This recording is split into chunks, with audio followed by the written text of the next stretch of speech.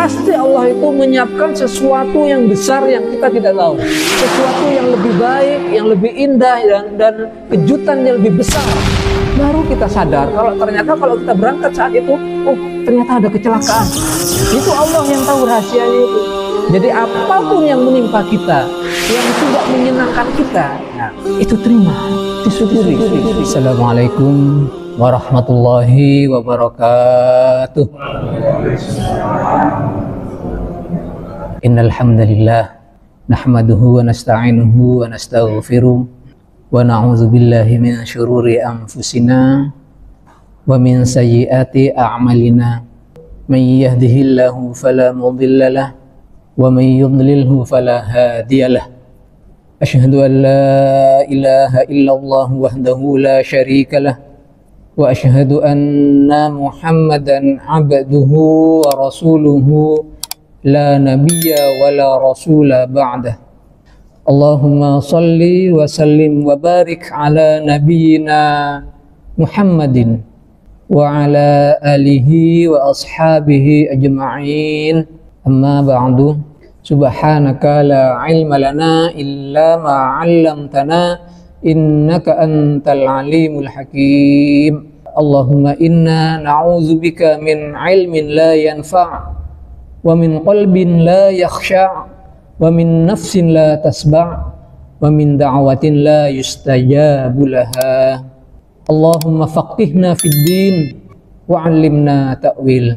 Ikhwani fillah, jamaah kajian rutin, patut kita syukuri hari ini Allah takdirkan kita berada di majelis ini, majelis ilmu yang sebenarnya kalau orang tahu itu wajib.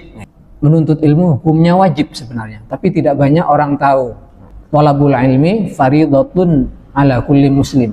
Karena tidak banyak orang tahu atau sadar tentang itu, maka itu dikira tidak wajib. Dan akhirnya ilmunya standar-standar mawon ya. Terutama ilmu agama ya. Standar kita dulu waktu ngaji, waktu kecil ya, di musola-musola kampung, di desa ya. Nggih pun niku nggih.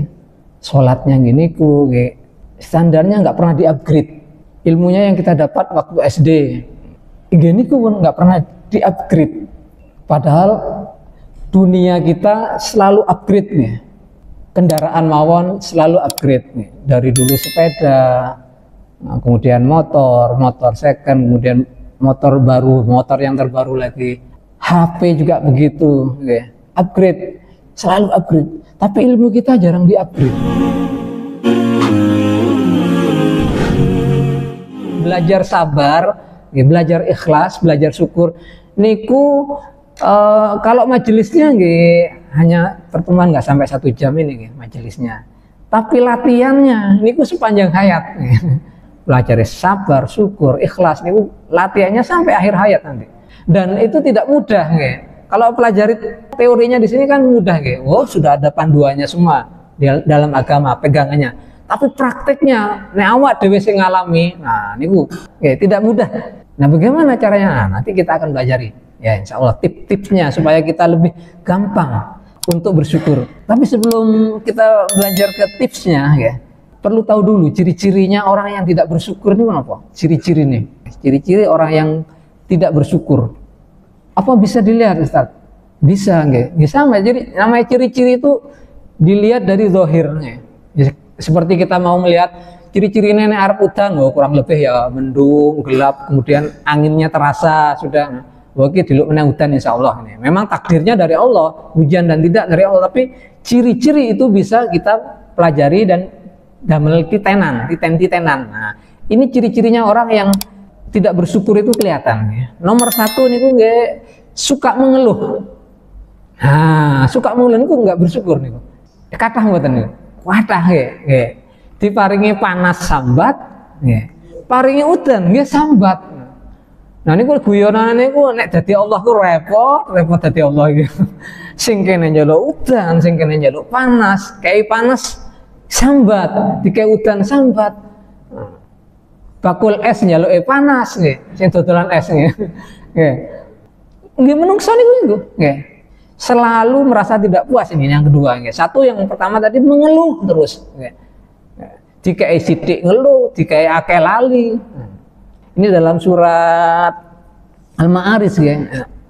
Innal insana khuliqa halu'a idza massahu syarru jazua wa idza massahul khairu manu'a. Panggil. Ya, monggo Pak. Sungguh manusia diciptakan bersifat suka mengeluh. Apabila dia ditimpa kesusahan, dia berkeluh kesah. Dan apabila mendapat kebaikan, menjadi kikir. Suka mengeluh memang manusia itu. Gini pun ceritanya pun kayak dikasih sidik ngeluh, sambat, istrinya sambat. Jadi dikasih sempit rezekinya sambat. Nek diparingi kathah lali mangke, kikir, lali. Rumangsane dia yang berusaha. Niku penyakit niku, penyakit gawan. Kemudian ciri-cirinya orang yang tidak bersyukur lagi sering membandingkan dengan orang lain. Nah, senangnya banding-banding no. Misalkan dikasih uang ya, saya kasih kayak jenengan Mas, saya kasih 100.000. Seneng betul Mas? Alhamdulillah, matur nuwun Pak Ustadz. Loh, Pak Ustadz enten napa niki? Dipun sampean tak kei 100.000 wis. Seneng ya, alhamdulillah ya, bersyukur sudah, bersyukur. Nah, setelah itu saya kasih jenengan 500.000. Jenengan 500.000, jenengan 500 semuanya. Mulai goyah niki, sing 100 niki. Nggih, mulai goyah mboten. Loh, Pak niku kok 500? Sampean piro? 500. Sampean piro? 500. Mulai gak bersyukur. Ya, mulai sedikit protes. Gak keliru ta Ustaz nggih. Nah, gak keliru ta mulai protes nggih. Allah iki gak keliru ta Allah nggih. Aku ki wis sregep. Wis meteng aku. Wis rajin salat, kerja ya kerja. Tapi kok sik sakmene aku. Nah, bandingno, ku tenggoku ku nang masjid ae jarang. Kajian gak tau melok. Kerja sing ngono-ngono tok, tapi rezekine. Nah, ini suka membanding-bandingkan. Ini nih ciri-ciri orang yang tidak bersyukur.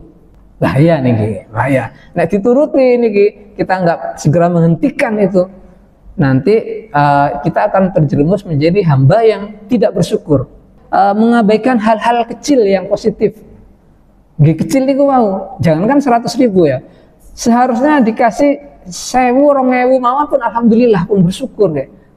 Kalau kita tidak mensyukuri hal yang kecil, tidak mampu nanti mensyukuri hal yang besar. Kemudian cenderung iri hati, ini kaitannya sama yang tadi, sama ngelihat banding-banding nong, mau okay.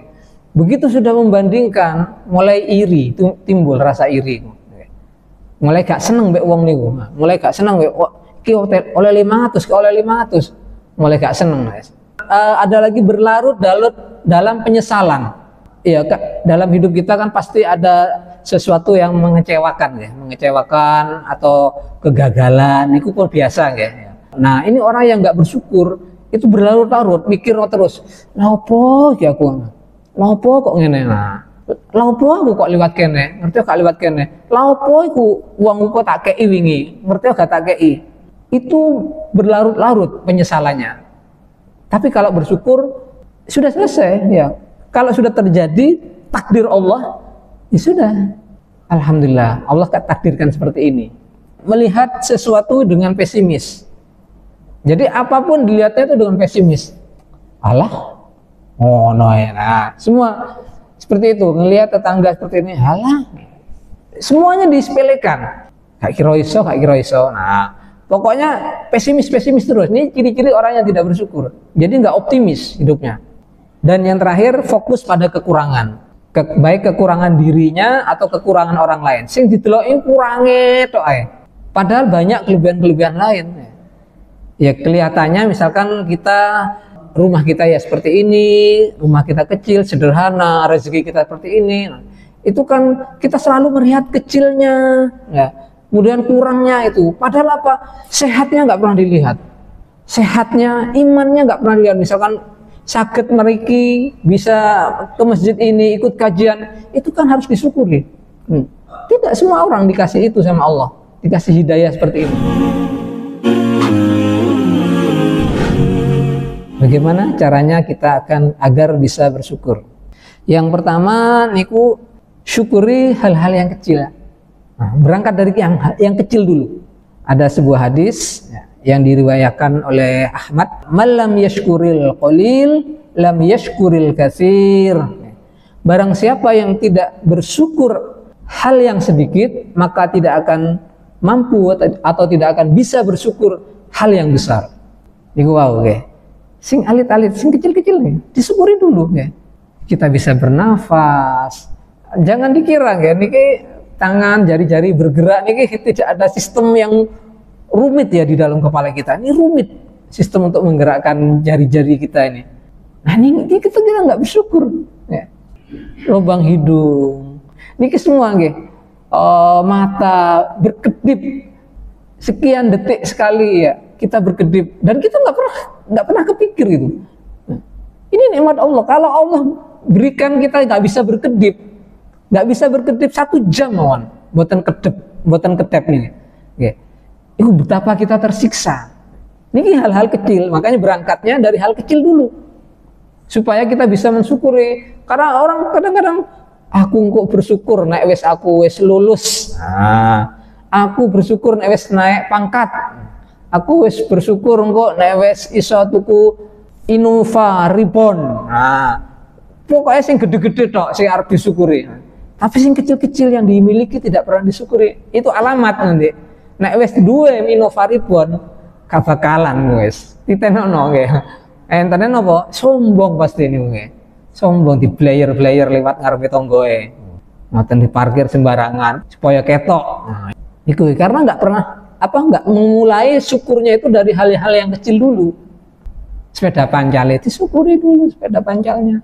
Motor bututnya, motor secondnya disyukuri dulu. Syukurinya gimana? Nggih pernah saya sampaikan tuh. Cara syukurnya bukan dengan alhamdulillah aja. Nggih dibekto teng masjid, dibekto kajian, ya. Dibuat hal-hal yang baik-baik, itu bentuk syukurnya. Jadi tidak perlu menunggu sukses besar. Nah, tidak perlu menunggu naik pangkat, tidak perlu menunggu naik jabatan untuk bersyukur. Jadi sing enten saat ini disyukuri Rian. Tidak perlu nunggu rumah tingkat. Entennya saat ini disyukuri pun, ya, disyukuri. Insya Allah nanti kalau dapat rezeki besar, semakin bersyukurnya sama Allah. Itu tipsnya. Yang kedua, yakin nggih, apa yang diberikan Allah saat ini itu yang terbaik buat kita. Apa yang diberikan oleh Allah saat ini itu yang terbaik untuk kita. Baik kendaraan, pasangan, istri, suami, anak-anak, rezeki, kesehatan, pakaian, semuanya yang dikasih sama Allah saat ini itu yang terbaik buat kita.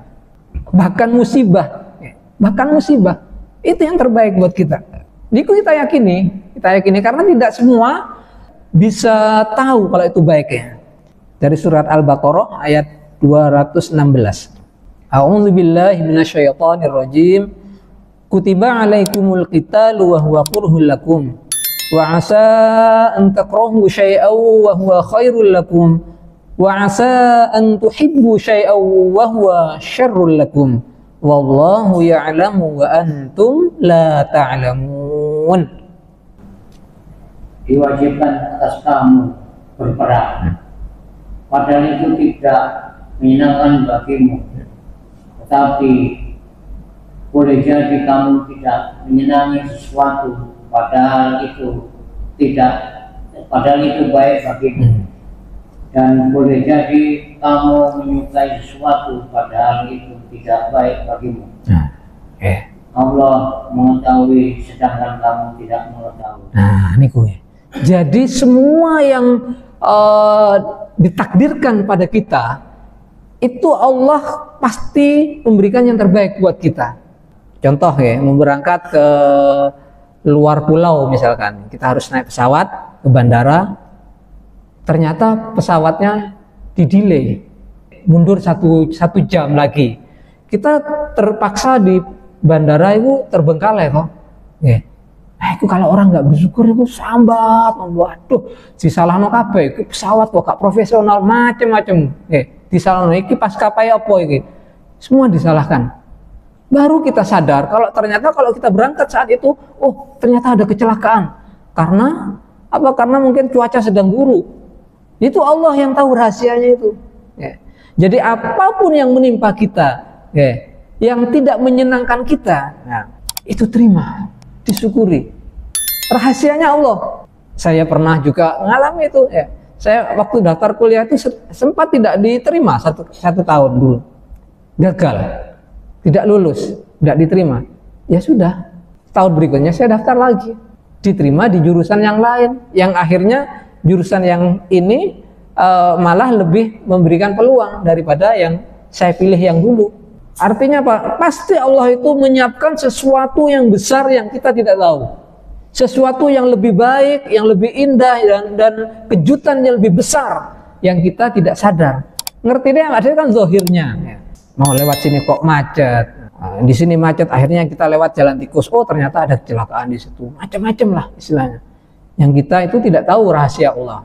Bahwasanya disyariatkan kita untuk qital, perang itu waktu zaman Rasulullah. Dan tidak semua orang tuh suka, nggak suka perang itu. Ya. Namanya perang, ya ninggal keluarga, ya kono mati terbunuh dan sebagainya. Ya nggak menyenangkan sebenarnya. Tapi di situ ada rahasia. Allah pasti menyimpan rahasia yang terbaik buat kita. Niki harus dipegang bahwasanya apa yang sudah terjadi, ya takdirnya Allah itu terbaik buat kita. Dan Allah sudah tahu itu takarannya. Pasti kita yang dipilih dan pasti itu yang pas untuk kita takarannya. Jadi ada hikmah besar dari kegagalan yang dan Allah sedang menyiapkan surprise yang besar, yang lebih besar dari bayangan kita. Yang berikutnya, biasakan kita itu berterima kasih kepada manusia. La yashkurullaha man la yashkurun nas. Tidaklah bersyukur kepada Allah orang yang tidak bersyukur atau berterima kasih kepada manusia. Karena pada hakikatnya manusia itu adalah perantaranya nikmatnya Allah. Perantara. Ketika kita dikasih, misalkan gajian dari atasan, terima kasih, matur nuwun. Karena apa? Ini sebenarnya dari Allah. Dari Allah, cuman lewat perusahaan kasih ke kita. Tetangga kirim sego tempe. Alhamdulillah nih, ini dari Allah nih rezeki yang tiba-tiba datang ke kita ini. Jadi kalau kita nggak matur nuwun kali tiangnya, itu berarti tidak bersyukur sama Allah. Jadi kita biasakan berterima kasih nih, Bu. Terima kasih kepada istri kita. Yang istri juga terima kasih kepada suami. Di atas nggih, Bu, nggih. Diparingi blonjo nggih, matur nuwun nggih. Matur nuwun alhamdulillah nggih.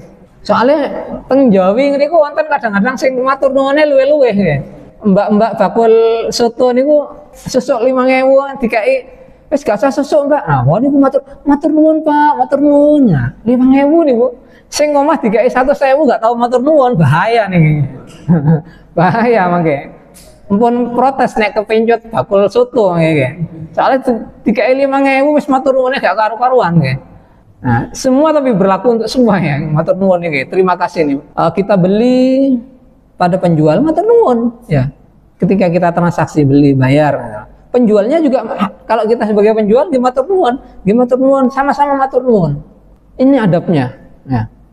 Adabnya seperti itu.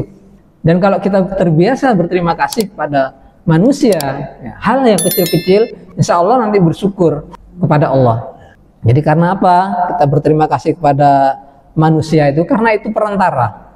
Hatta ya, atau bahkan kepada orang yang menyakiti kita. Nah ini jeru nih, kepada orang yang menyakiti kita, kita berterima kasih. Loh, kok iya, Ustaz?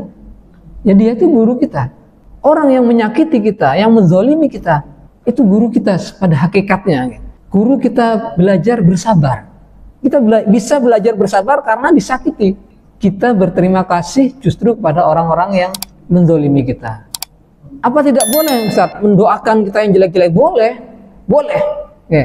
Kalau orang yang menzolimi kita, kita doakan yang buruk juga boleh itu.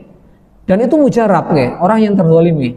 Doanya mustajabah, orang yang terzolimi. Tapi kalau kita memaafkan dan berterima kasih bahkan, ini tingkatnya tinggi sudah. Tingkatnya, levelnya tinggi. Dizolimi tapi kita malah berterima kasih. Sudah berpakaian bagus, suci, mau berangkat ke masjid, habis hujan, becek, tiba-tiba ada sepeda motor dari depan, weng, nyiprat, pres. Saat itulah doa kita terkabul. Maka jenengan sakit milih, mau doa buruk untuk orang itu, insya Allah terkabul. Ya, muka-muka tiba kepleset, muka-muka nabrak, kepleset. Jenengan mau ke masjid kok, sudah niat ke masjid, sudah pakaian bagus, dikiprati. Tapi kalau jenengan alihkan doa, ya Allah, lancarkan rezekinya dan rezeki saya, ya Allah, barokahi hidupnya dan hidup saya, ya Allah. Ini baru luar biasa umat Rasulullah. Ya. Umat Rasulullah seperti ini. Tapi bukan gampang nih, nggih. Latihannya berat nih, berat nih. Tapi insya Allah, kalau sudah ngaji, yang penting tahu ilmunya dulu. Tahu ilmunya, nanti prakteknya nanti, coba mawon nggih. Berdiri di pinggir jalan yang ada air comberan gitu. Nah, kono enten sing anu mangke nggih coba alhamdulillah. tes kesabaran dan syukur ya. Tips berikutnya agar kita gampang untuk bersyukur yaitu kita mengingat dulu waktu lahir. Apa yang kita bawa sih waktu lahir itu? Mboten enten nggih, enggak ada yang dibawa kita. Wallahu akhrajakum min butuni ummahatikum la ta'lamuna syai'a. Wa ja'ala lakumus sam'a wal absara wal afidah la'allakum tashkurun ya. Jadi Allah mengeluarkan kamu dari perut ibumu dalam keadaan tidak mengetahui satu apapun. Dia menjadikan kamu pendengaran, penglihatan dan hati nurani agar kamu bersyukur. Jadi yang kita miliki itu modalnya, fiturnya itu cuma itu. Pendengaran, penglihatan, hati. Baju ini dari mana? Ini sudah dapat di dunia ini ya.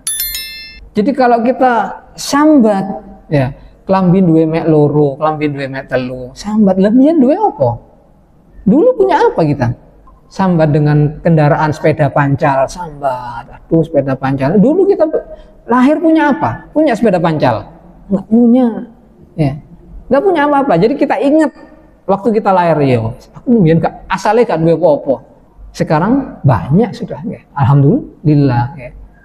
Rumah ada, meskipun sederhana, ada pasangan, ya, ada anak, ya, ada rezeki cukup dimakan, meskipun pas-pasan tapi cukup, selalu cukup.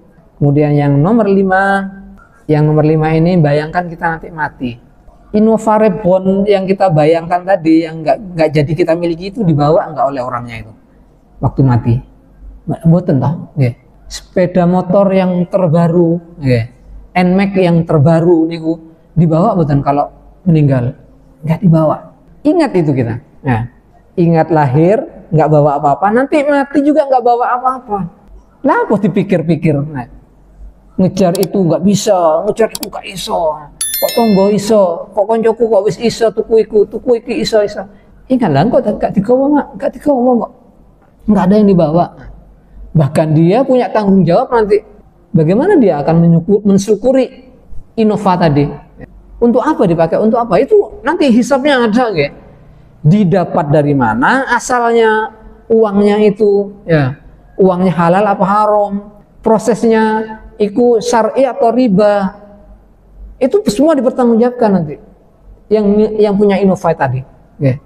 Sedangkan Allah menakdirkan kita nggak iso tuku Innova, ono sepeda motor lawas ini, itu kita syukuri karena nanti yang dipertanggungjawabkan kita di akhirat ya niki, nah ini sudah jelas ini oleh niki sepeda motor welek iki, Gusti niki kula nyelengi ada 3 toh, ada 3 itu satu ilmu ya, ilmunya untuk apa, umurnya untuk apa, kemudian harta. Nah ini harta ini kedua pertanyaannya ya, harta itu pertanyaan 2. Dapatnya dari mana, kemudian dipakai untuk apa. Makanya semua kalau kita punya harta apapun, ini ditanya nanti, nih uangnya dari mana dulu belinya, nah, kemudian dipakai untuk apa, dipertanyakan sama Allah asalnya dan pemakaiannya. Itu kalau harta. Ketika kita tidak mencapai sesuatu apa yang kita inginkan, apa yang kita bayangkan, yang kita perjuangkan gagal, kita ingat, oh iya gak dikau mati ya, gak dikau mati, alhamdulillah, akhirnya Allah takdirkan ini yang terbaik. Sampai sini barangkali yang pertanyaan, ada yang mau ditanyakan ibu-ibu? Monggo, nggih, monggo, Bapak. Nggih. yang sama kok buka kalau polisi dalam Sing menzolimin apa? sing mendolimi ini malah kurang mantap, jadi dia mau rahasia dibuka. Oh. Jadi dia tak lapor polisi gue, dalam ini. Oke. Jadi tadi yang mau dolimi kok terus salah deh, mau saksi didolimi pernah. Oke, pun menang. Oke. Dolimi itu malah yang itu mau buka, tak lapor polisi, dan sampai sejauh itu. Oke. Jadi pertanyaan bagaimana sikap kita gitu?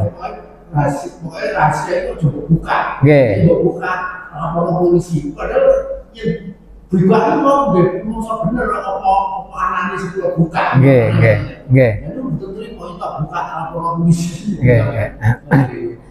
Kita bermuamalah itu sebenarnya sama Allah ya. Kita sudah bahas di bab ikhlas dulu ya. Bermuamalah itu sama Allah. Jadi kalau kita tujuannya lurus karena Allah, maka kita tidak terpengaruh oleh apa omongan orang. Jadi lillahi ta'ala betul-betul. Makanya orang yang ikhlas ikut diwedeni karena nggak bisa terbeli. Nah, jenengan kalau ikhlas itu benar-benar, tapi orang itu ngancam, ya. Ngancam itu urusannya dia sama Allah. Nah, jenengan urusannya juga sama Allah. Kalau memang itu harus menyampaikan kebenaran, ya. Jenengan posisinya benar, tapi dia yang menzolimi justru mau mengancam, nah itu urusannya juga sama Allah. Makanya orang-orang dulu itu, ya, orang-orang yang istiqomah itu ditakuti, ya. Ditakuti. Lihat ke bawah untuk urusan dunia. Kalau kita punyanya sepeda, delok wong sing gak duwe sepeda, nggih, sing mlaku nih. Oh, kalau kita nggak punya sepeda pancal, kita jalan kaki, kita nggak mau bersyukur. Lihat orang yang kakinya pincang, yang kakinya cuma satu, yang jalannya ngesot, selalu lihat yang bawah. Akhirnya kita bersyukur. Kalau keliru, delok sing dhuwur terus nek gak marin iki, bahaya nih. Kita punya sepeda pancal, delok sepeda motor, delok sing anyar, sing nmax. Delok apa mau nyuri pun Innova, orang ngoten delok Alphard, gak mari-mari. Suwe-suwe utange akeh. Jadi inna rabbaka labil mirsad. Niku teng surat Al-Fajr niku. Sesungguhnya Allah tuh bukan tidak tahu. Ya dijarno we Allah mancen. Sesungguhnya Allah itu niteni tempat persembunyian nek sakniku niku sniper. Ngertos sniper nggih? Penembak jitu. Sniper niku kan biasanya bersembunyi di gedung, di tempat yang tinggi niku. Niteni kok. Nah, Allah niku seperti itu. Niteni kowe wis arep nang ndi awakmu? Arepmu tuku ribon, wis karep-karepmu. Satu saat nanti dijatuhkan sama Allah ketika tepat saatnya. Nang ndi kowe? Rono ya wis, turuti Allah. Njaluk apa? Turuti Allah. Suatu saat nanti diblek, kalau enggak gitu, ya nanti di akhirat nanti. Ya, iki wis tak turuti kabeh nang donya wae. Saiki trimo niki. Kalau kita merasa kok angel, ya bersyukur iki. Delok sing yang lebih miskin dari kita, lihat yang lebih susah dari kita, yang lebih tidak punya dari kita. Kemudian yang terakhir, yang nomor 7, ini kita harus berdoa. Ada 2 di sini ya. Satu itu doanya Nabi Sulaiman ya. Nabi Sulaiman itu nabi yang sangat kaya. Rabbi auzi'ni an ashkura ni'mataka allati an'amta 'alayya wa 'ala walidayya wa an a'mala shalihan tardah.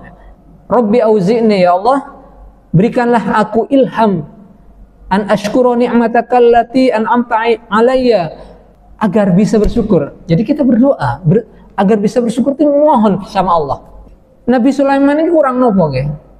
Sudah nabi, sudah kaya, orang tuanya juga nabi. Nah, ini di doanya juga gitu nggih. An askura ni'mataka allati an'amta 'alayya wa 'ala walidayya, dan kepada orang tua kami. Nggih, kan putrane Nabi Daud nggih. Ya. Kalau di Yahudi Nasrani itu King David, Nabi Daud niku. Kalau Sulaiman niku King Solomon. Nah, King Solomon niku dalam Yahudi niku tokoh-tokoh penting semua itu di dalam Yahudi dan Nasrani. Itu tokoh-tokoh penting juga yang diperlukan di Palestina itu niku kerajaannya Sulaiman niku. Ini begitu kayanya, bahkan pasukannya nggih. Nabi Sulaiman pasukannya jin bisa ditaklukkan, angin bisa diperintah. Kemudian hewan-hewan semua nih begitu luar biasanya. Nah kurang nopo gen. Nah niki masih bersyukur, masih berdoa sama Allah. Rabbi auzi'ni an ashkura ni'mataka allati an'amta 'alayya wa 'ala walidayya wa an a'mala sholihan tardah. Dan agar saya bisa beramal soleh yang kau ridhoi, tardah. Wa adkhilni bi rahmatika fi ibadika sholihin. Dan masukkan aku ke dalam kelompok orang-orang yang soleh, fi ibadika sholihin, bi rahmatika, dengan rahmatmu. Begitu merendahnya Nabi Sulaiman ini. Ini bisa kita baca, kita biasakan doa ini. Yang terakhir doanya ini dari Rasulullah. Ini doa yang disampaikan Rasulullah kepada Mu'adz bin Jabal. Ini hadisnya hadis musalsal. Hadis musalsal ini periwayatannya itu berurutan. Jadi suatu hari Rasulullah itu berkata kepada Mu'adz bin Jabal, ya Mu'adz, wallahi inni uhibbuka. Wahai Mu'adz, demi Allah aku mencintaimu. Nah, ini luar biasa gitu Mu'adz bin Jabal gitu. Sampai Rasulullah menyampaikan inni uhibbuka, sesungguhnya aku mencintaimu. Kita yang merasa mencintai Rasulullah belum tentu berbalas. Ya bisa jadi bertepuk sebelah tangan. Tapi ini Rasulullah yang menyampaikan seperti pada Mu'adz. Faqala usika ya Mu'adz la tada'anna fi duburi kulli shalah taqul Allahumma a'inni ala dzikrika wa syukrika wa husni ibadatik. Wahai Mu'adz, aku wasiatkan kepada engkau wahai Mu'adz, jangan sekali-kali engkau meninggalkan di setiap akhir sholat 5 waktu dengan doa, ya Allah, Allahumma a'inni ala dzikrika, tolonglah aku, a'inni ala dzikrika, agar senantiasa bisa berzikir mengingatmu dan senantiasa bersyukur kepadamu, wa syukrika wa husni ibadatik, dan memperbaiki amal ibadah. Hadis riwayat Abu Dawud. Jadi doa ini disampaikan oleh Rasulullah, kalimatnya dari Rasulullah sendiri untuk Mu'adz. Ya, jangan lupa di setiap akhir sholat. Fi duburi sholat ini terjadi khilafiyah, ya ikhtilaf. Ada yang bilang di akhir sholat sebelum salam, biasakan doa ini sebelum salam. Ada yang berpendapat setelah sholat, ba'da sholat. Jangan sampai ketinggalan doa ini. Allahumma a'inni ala zikrika wa syukrika wa husni ibadatik. Supaya kita gampang untuk bersyukur.